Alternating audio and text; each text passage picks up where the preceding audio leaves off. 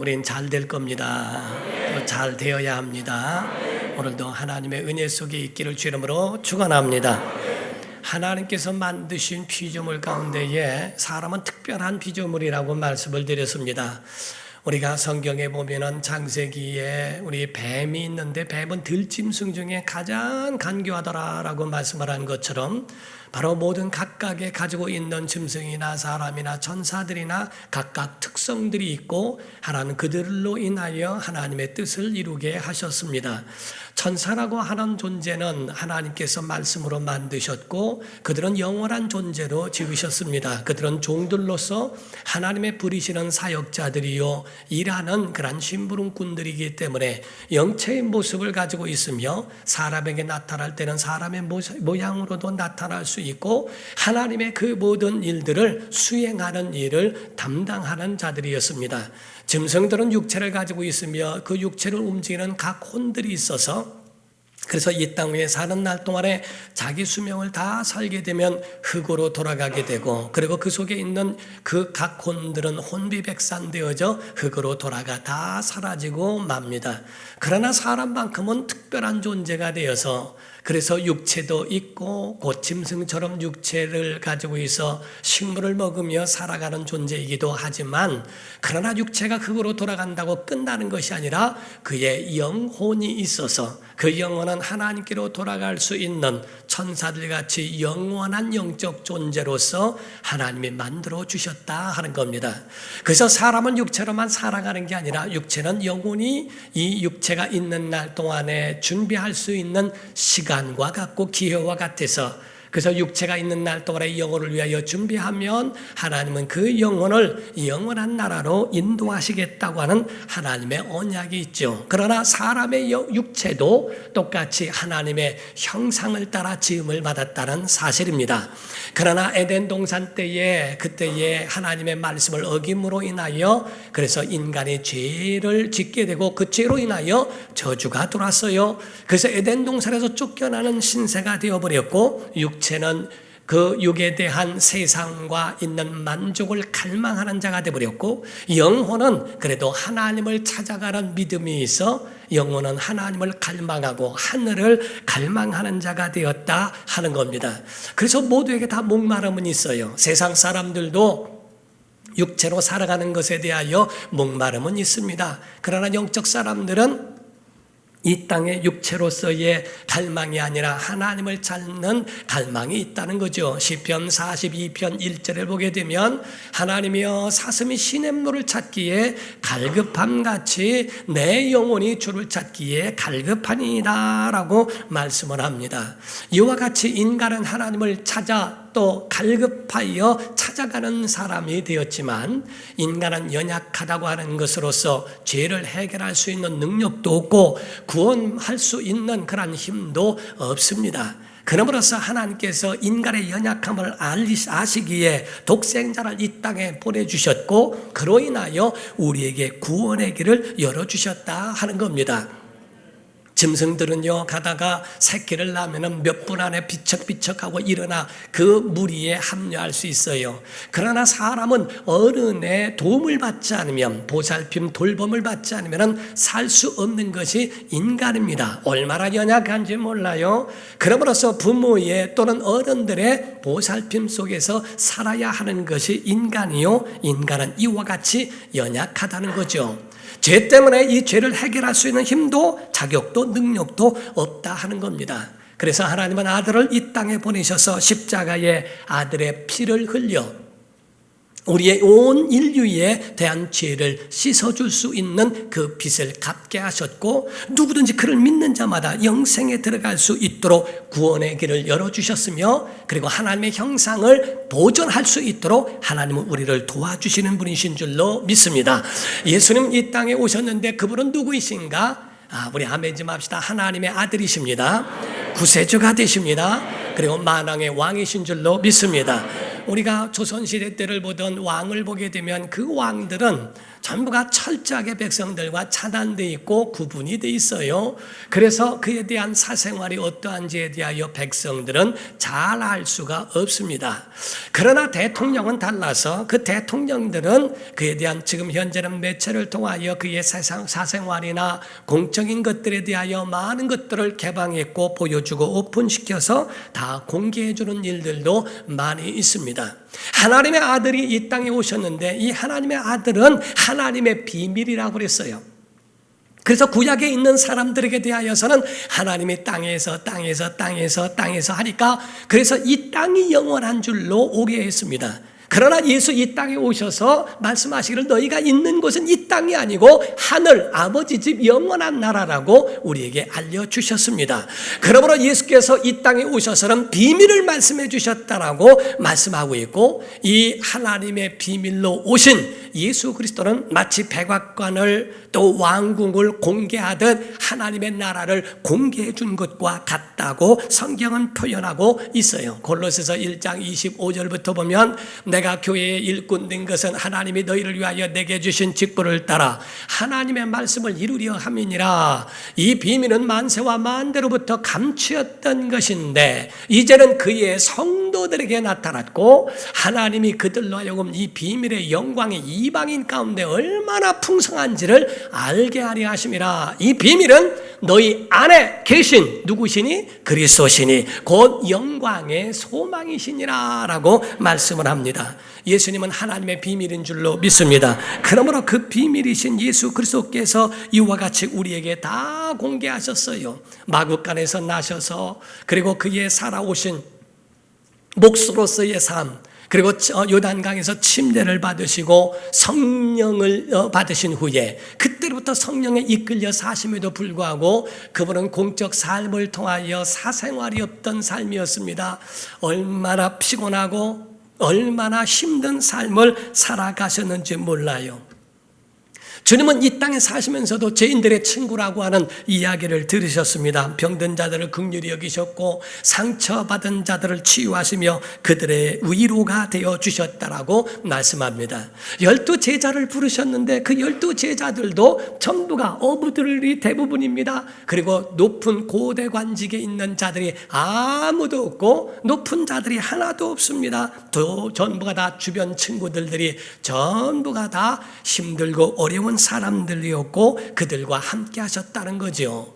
예수님은 3년 동안에 그 공생애를 사시면서도 집도 없이 살아가는 그 삶이셨다 하시고 그렇게 전하시기도 하셨습니다. 마태복음 8장에 보면 19절 20절에 한 서기관이 나와 예수께 아뢰되 선생님이여 어디로 가시든지 저는 따르리이다. 예수께서 이르시되 왕인 줄 알고 한미천 잡으려고 하는 줄 아는 사람에게 말씀하시는 거죠. 여우도 굴이 있고 공중의 새도 거처가 있으되 인자는 머리 둘 곳이 없다 하시더라 라고 말씀하셔요. 예수께서 살아가시는 그 삶 속에는 왕궁에 거하시는 것도 아니고 어떠한 높은 집에 고대광실 높은 집에 있는 것도 아니고 예수께서 살아가는 건 여우도 굴이 있고 나는 새도 집이 있지만은 인자는 머리 둘 곳 없다. 옛날에 복음성가 가운데 그런 게 있었어요. 산에 여우 굴이 있고 나는 새도 집 있건만 우리 주님 세상에서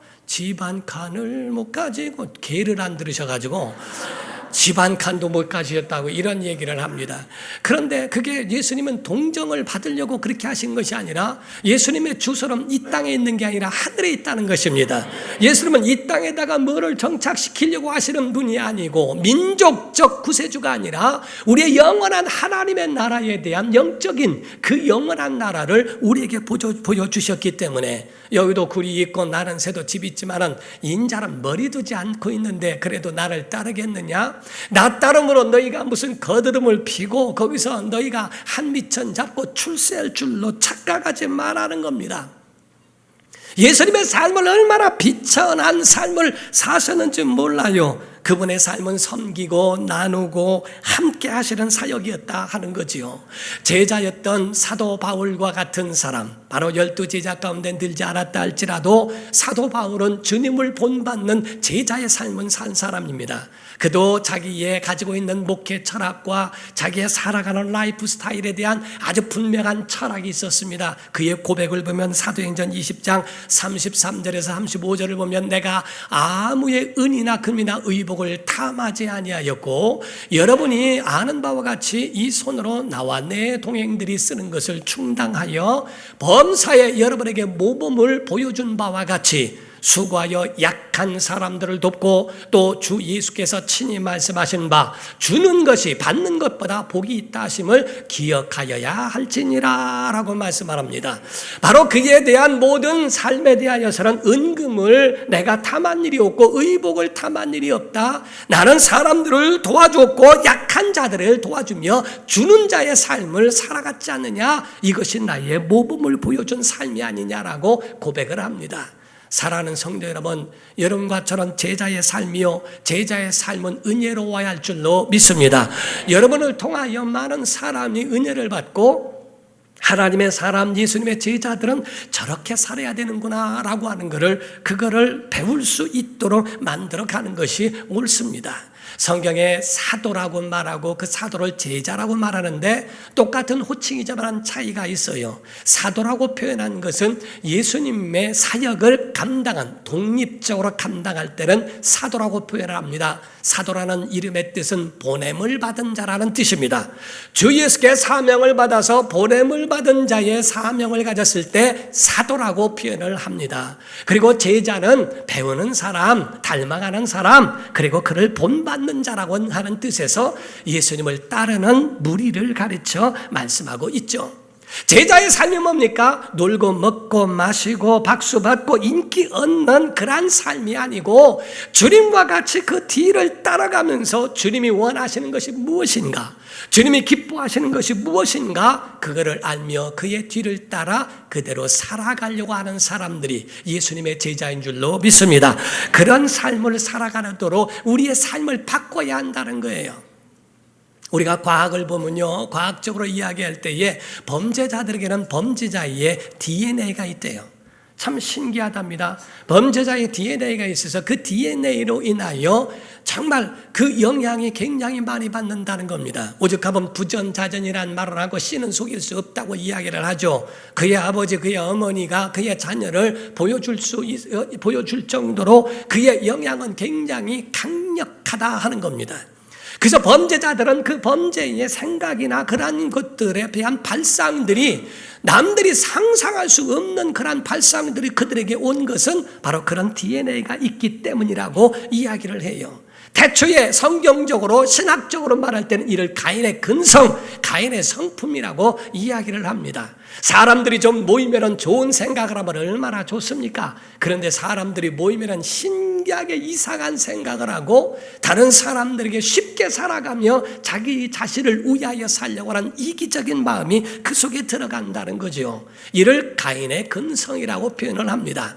창세기 4장에 보게 되면 3절부터 7절을 보면 세월이 지난 후에 가인은 땅의 소산으로 제물을 삼아 여호와께 드렸고 아벨은 자기도 양의 첫 새끼와 그 기름으로 드렸더니 여호와께서 아벨과 그의 제물은 받으셨으나 가인과 그 제물은 받지 아니하신지라 가인이 몹시 분하여 안색이 변하니 여호와께서 가인에게 이르시되 내가 분하여 하면 어찌 됨이며 안색이 변하면 어찌 됨이냐. 내가 선을 행하면 어찌 낯을 들지 못하겠느냐. 선을 행하지 아니하면 죄가 문에 엎드려 있느니라. 죄가 너를 원하나 너는 죄를 다스릴지니라 라고 말씀합니다.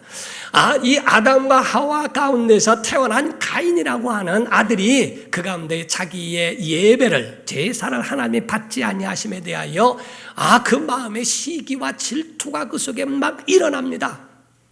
그래서 그에 대하여 마음이 분하고 얼굴에 안색이 그대로 나옵니다. 그래서 그 가운데 나와서 막 어떻게 할 줄 부들부들 떨고 있는 것을 하나님이 보시고 내가 분해하면 무슨 일이며 내가 왜 안색이 변하면 어찌미냐. 내가 선을 행했다면, 내가 떳떳하다면 왜 그런 일이 있겠느냐라고 하나님이 그에 대하여 말씀하시면서 경고하시죠. 너는 죄가 원하지만은 너는 죄를 다스려라. 그러나 천상천하에 죄를 다스릴 만한 사람은 아무도 없습니다. 그 가운데 가인은 아무도 없는 틈을 타 아벨을 때려 죽이게 됩니다. 최초의 살인자가 되어버리게 되죠. 이와 같이 가인과 같은 그러한 마음 성품을 가지고 있는 이것이 죄의 근성이요, 이것이 바로 DNA라고 이야기를 하죠. 사랑하는 성도 여러분, 예수 그리스도를 믿으면 여러분의 DNA도 변화되어야 할 줄로 믿습니다. 예수의 DNA로 바뀌어져야 한다는 거예요. 예수님 만나면, 주님 만나면, 은혜 받으면, 예수 믿으면 우리가 예수님의 DNA를 갖고 그의 정신과 가치관과 비전 가지고 살아야 한다는 겁니다. 우리가 서구 문화는 기독교 문화로 이루어진 부분들이 많이 있습니다. 그들이 가지고 있는 발상과 그들의 생각과 마인드는 기독교적이에요. 주께서는 이 윤리와 도덕에 대해서 굉장히 많은 강조점을 두고 있고 철저하게 말씀했습니다. 예수님은 복음만 말씀하셨다고 생각하는데 그렇지 않습니다. 팔복을 말씀하셨을 때 보면은 윤리와 도덕적인 이야기가 얼마나 강조되어 있는지 몰라요. 그 말씀하고 있는 가운데에 우리에게 윤리와 도덕적인 부분을 알고 있는 그런 그 영향을 받은 서구 문화에서는 얼마나 많은 그 이야기를 하고 있는지 몰라요. 우리가 이 6.25 때 같은 경우도 우리 자유대한민국을 지키기 위하여 미국에 있는 그러한 군인들 같은 8군 부대 같은 이 부대에서 와서 장성급들의 자녀들이 35명이 전사할 정도로 6.25 때 이와 같은 전사가 자유대한민국을 지키기 위해서 장성급의 아들들이 이와 같이 전사한 일들도 있습니다. 피 한 방울 섞이지 아니하고 자기의 나라도 아님에도 불구하고 와서 한국을 위하여 눈물을 흘리며 같이 죽어갔던 전사한 사람들도 있다는 거죠. 빌 게이츠라고 하는 사람은 그 전에 300억 달러를 사회에 환원했습니다. 1억 달러가 1000억입니다. 그거를 300억 달러를 아주 첨단의 그런 사회에 환원한 것은 빼앗긴 것이 아니라 그거를 섬기고 주고 나누고 함께 하기 위하여 이를 사회에 환원했다라고 이야기를 합니다. 교회는 헌금 문화라는 것이 있어요. 매주 모일 때마다 헌금을 하고 매주 모일 때마다 또 나라와 어떤 어려운 일이 있을 때마다 같이 구제하고 그들을 도와야 한다고 하는 것이 어렸을 적부터 가지고 있습니다. 돈이 많다고 다 나눠줍니까? 천만의 말씀입니다. 자기가 가지고 있는 소유가 많다고 그걸 나눕니까? 천만의 말씀입니다. 없어도 나누는 사람이 있고 있어도 안 주는 사람이 있습니다. 그 속에 어렸을 적부터 드려야 한다, 하나님 앞에 드려야 하고 또 사람을 도와야 한다고 하는 이러한 것이 그 마음속에 가지고 있고 그것이 삶이 된 사람들이 행하는 것이지 절대로 그것이 자기 습관이 되어 있지 않은 사람들이 하는 것은 쉽지 않습니다. 성도들이라면, 제자들이라면 절대로 그 마음속에 쉽게 살려고 하는 마음은 이미 그 마음속에 닫아버려야 한다는 거예요. 예수 믿는 사람들은 편하게 사는 자들이 아닙니다. 힘들고 어려움 가운데에 살아가기를 원하고 그거를 선택한 사람이라고 이야기를 하는 거죠. 예수님 말씀에도 마태복음 7장 13절 14절에 보면 좁은 문으로 들어가라, 멸망으로 인도하는 문은 크고 그 길이 넓어 그리로 들어가는 자가 많고 본능대로 산다는 겁니다. 그러나 생명으로 인도하는 문은 좁고 길이 협착하여 찾는 이가 적음이라. 우리 믿음의 사람들은요, 본능대로 사는 게 아닙니다. 말씀대로 사는 겁니다. 하나님 뜻대로 살려고 그 마음에 너희는 애당초 기대도 하지 마라. 세상과처럼 편하게 살려고 하는 내 마음대로 내가 원하는 대로 살려고 하는 것 아예 기대도 하지 말라고 주님은 그거를 마음을 접으라고 하시는 겁니다. 예수님 이 땅에 계시면서 편하게 사신 일이 없어요. 오죽하면 얼마나 피곤하신지 고물에서 배를 타셨는데 고물에서 베개를 베고 주무시는데 풍랑이 일어서 막 배를 뒤집습니다. 우리가 조금 배를 타보면 아는 사람들이 있죠. 우리가 배멀미라고 하는 게 울렁울렁합니다. 그 전에 섬에 한번 가게 돼서 조금 가는데도 바람 때문에 못 간다는 거예요. 아니 이 정도 바람인데 뭐 별로 철렁거리는 게 없는데 왜 못 가나 라는 생각하지만은 어부들은 그거를 알고 뱃사람들은 안다는 거예요. 우리가 볼 때는 별거 아닌 것 같아도 이거 하면 어느 정도인지를 알기 때문에 배를 띄우지 않습니다. 그래서 배를 띄우고 할 때 막 풍랑이나 멀미도 나고 할 텐데 예수님은 고문에서 배기를 베고 주무시는데 제자들이 풍랑 때문에 예수님을 깨웁니다. 주여, 우리가 죽게 된 것을 돌아보지 아니하십니까? 죽음 직전에 갔는데도 주님은 얼마나 고단하신지 그 가운데서 잠을 청하신 것에 깰 줄을 모르세요. 이와 같이 주님의 그 피곤한 가운데 살아가시면서 자기의 삶을 그렇다고 해서 예수님이 불에 가셨을까? 주님은 행복한 삶을 사셨으며 그 가운데에 분명한 목적을 가지고 사셨다는 거죠. 그 전에 2008년도에요. 면목동에서 화재가 났는데 원인을 보니까 아들이 친구 시켜서 낸 화재예요. 아들이 자기 친구한테 우리 집 불 좀 내라는 거예요. 그래서 왜 그랬냐고 목적을 물어봤더니 데이트 자금이 없어서 불을 내가지고 거기에서 나온 그러한 어떤 보상이나 동정으로 받은 그것 가지고 데이트하려고. 생각 자체가 마지막 때에 가장 무서운 병은 암병이 아니라는 겁니다. 진짜 병은 비뚤어진 마음이라는 거예요. 그 속에 분노가 가득하고 그 속에 잘못되어 있는 아주 비뚤어진 정신이 가장 얼마나 무서운지. 한순간에 사람이 어떻게 변하고 한순간에 사람이 완전히 곤두박질할 수 있는 그러한 것이 그 속에 도사리고 있는 이 가인의 근성이 그 속에 있더라는 거지요. 하나님을 제대로 믿는 사람들은 절대로 마약에 중독되지 않습니다. 아멘 좀 해보시옵소서. 하나님을 제대로 섬기는 사람은 자살하지 않습니다. 하나님을 제대로 섬기는 사람은 좁은 문이라도 하나님 뜻을 선택하는 자들인 줄로 믿습니다. 그러한 믿음의 사람들이 그 가운데에 마음을 가지고 가는 거예요. 사람을 음식으로 표현한다면 음식에는 두 가지 변화가 있습니다. 첫 번째는 숙성이 있고 두 번째는 부패가 있어요. 하나는 발효된 거지만 하나는 그것이 변질된 거예요. 똑같이 변하지만 하나는 유익균을 만들어내고 하나는 유해균을 만들어냅니다. 그래서 숙성된 것은 먹으면 사람 몸에 정말 좋고 건강하지만 그러나 부패된 것을 먹게 되면 당장에 문제가 생기고 어떤 때는 치명적으로 죽음에까지도 이르게 된다는 거죠. 사람도 마찬가지입니다. 만나면 만날수록 그 속에 행복이 있고 그 속에 평화가 있고 그 속에 기쁨이 있는 사람이 있고 유익이 있는 사람이 있는가 하면 어떤 사람은 부패된 자와 같아서 함께 있으면 정말 모든 일에 다 안 되고 퇴보되고 발전되지 못하여 그 가운데에 정말 하얀 길로 내려가는 사람도 없지 않아 있다는 거죠. 사랑하는 성도 여러분, 사람은 연약합니다. 우린 교만하지 말고 연약함을 인정하기를 주 이름으로 축원합니다. 우리가 간이 건강하다고 해서 다 건강한 줄로 생각하지 마세요. 내가 간이 건강해도 폐가 나쁠 수 있습니다. 각각 우리가 가지고 있는 허점들은 내가 강한 것에 다른 사람이 허점이 있는 것뿐이지 그 사람이 강한 것에 내가 허점이 있을 수도 있는 거예요. 서로가 서로를 인정하고 서로가 서로를 그거를 이해해 주는 것이 얼마나 필요한지 몰라요.